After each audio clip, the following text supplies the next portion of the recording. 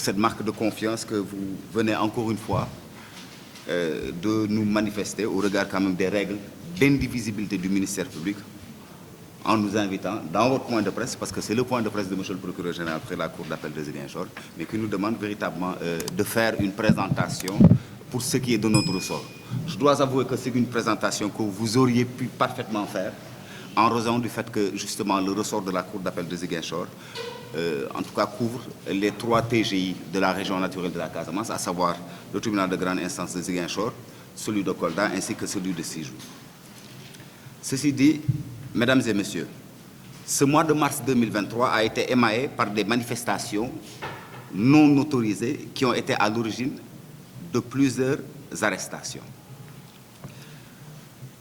Au cours des manifestations qui ont eu lieu à la date du 16 mars 2023, 40 personnes, soit 5 par la brigade de gendarmerie d'Oussouye, 18 par la brigade de gendarmerie de Bignona et 17 personnes par le commissariat central de Ziguinchor avaient été arrêtées. Ces 40 personnes avaient été déférées au niveau du parquet du tribunal de grande instance de Ziguinchor à la date du 17 mars 2023.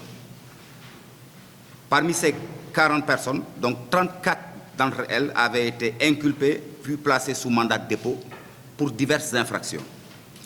Et je rappelle qu'il s'agit de la participation à une manifestation non autorisée, des actions diverses ayant causé des dommages, de l'entrave à la circulation, outrage à agents de la force publique dans l'exercice de leurs fonctions et détention illégale d'armes. Les 6 autres personnes, qui, je précise, étaient tous des mineurs, avaient quant à eux été inculpés puis laissés en liberté provisoire. Alors, ces 40 personnes jugées à l'audience des flagrants délits du 21 mars 2023 avaient été jugées à l'audience des flagrants délits du 21 mars 2023. Et donc, 18 d'entre ces prévenus avaient été relaxés. 2 ont été condamnés à une peine assortie du sursis et l'affaire concernant les autres avait été mise en délibéré. Ce délibéré a été vidé à l'audience des flagrants délits d'hier, dans cette même salle, c'est-à-dire à la date du 28 mars. Et donc, 15 prévenus ont été relaxés. Une personne a été condamnée à 1 mois d'emprisonnement ferme. 2 personnes ont été condamnées chacune à 6 mois d'emprisonnement ferme. Le 20 mars, 45 autres personnes avaient été déférées au parquet par la brigade de recherche de la gendarmerie de Ziguinchor ainsi que le commissariat central de Ziguinchor. Et donc, parmi ces personnes-là, 26 d'entre elles avaient été inculpées et placées sous mandat de dépôt, pendant que 19 autres, qui étaient également des élèves et des mineurs, avaient été mis en liberté provisoire. L'audience les concernant était prévue en flagrant délit pour le mardi 28, c'est-à-dire hier. De même que pour 11 autres manifestants qui avaient été arrêtés dans la commune de Baïla, qui ont été déférés le 24 mars 2023 au parquet du TGI de Ziguinchor. Donc parmi ces 11 manifestants, 7 étaient des mineurs et avaient tous été mis en liberté provisoire. Donc 4 personnes en provenance de Baïla avaient fait l'objet d'un placement sous mandat de dépôt. En résumé, mesdames et messieurs, depuis les manifestations du 16 mars dernier, en ce qui concerne le parquet du TGI de Ziguinchor, 96 manifestants ont été arrêtés et puis déférés au niveau du parquet, depuis le 16 mars. Et parmi ces 96 personnes-là, 64 d'entre elles avaient été placées sous mandat de dépôt, pendant que 32 personnes, essentiellement des mineurs et des élèves, ont été mis en liberté provisoire. Hormis quelques mineurs non encore jugés, c'est-à-dire qui n'ont pas encore été jugés, mais qui sont tous en liberté provisoire au regard de la particularité de leur situation, tous les prévenus majeurs sont d'ores et déjà fixés sur leur sort pour avoir tous été jugés en flagrant délit avec des fortunes diverses. S'il y a eu des décisions de relax ainsi que des décisions de condamnation. Et à l'heure où nous vous parlons, aucune procédure d'information judiciaire, c'est-à-dire aucune saisine de juge d'instruction n'a été faite. Car non seulement il ne s'agissait pour le parquet de Ziguinchor, en relation avec notre hiérarchie, notamment le parquet général, ici représenté par M. le procureur général, que de poursuites de principe sur la base d'indices et de charges retenues afin de présenter ces personnes interpellées devant une juridiction de jugement, ce qui a été fait. Ensuite, en termes de démarche de politique criminelle, au regard de nos spécificités, donc de nos particularités, il ne nous semblait pas nécessaire, pour le dénouement de ces dossiers, de saisir le juge d'instruction.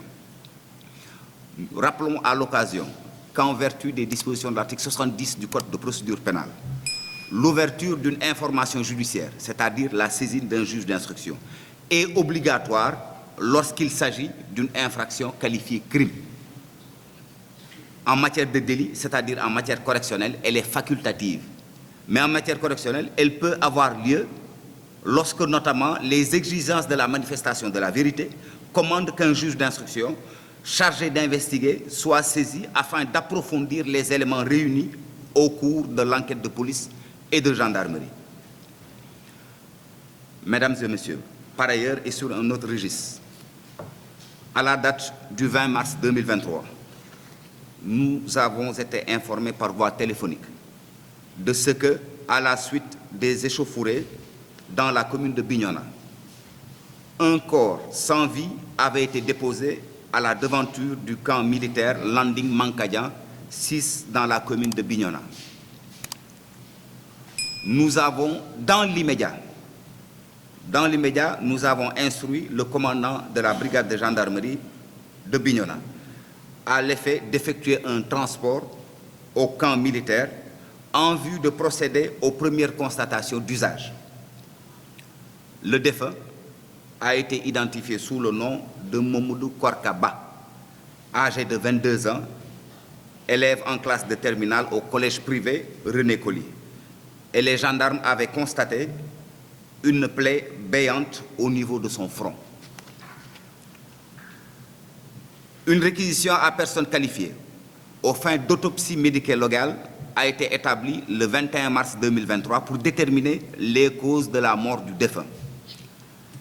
Et le rapport d'expertise médico-légale établi par une équipe de 3 médecins a conclu à une mort par plaie béante pénétrante du cuir chevelu avec destruction cérébrale due à un impact d'un explosif.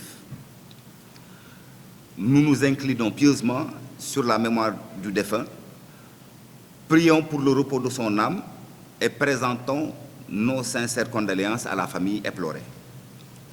Dans la même journée du 20 mars 2023, une autre personne blessée, du nom de Sadio Dramé, âgé de 19 ans, avait été admis au district sanitaire de Bignona, puis au centre hospitalier régional de Ziguinchor.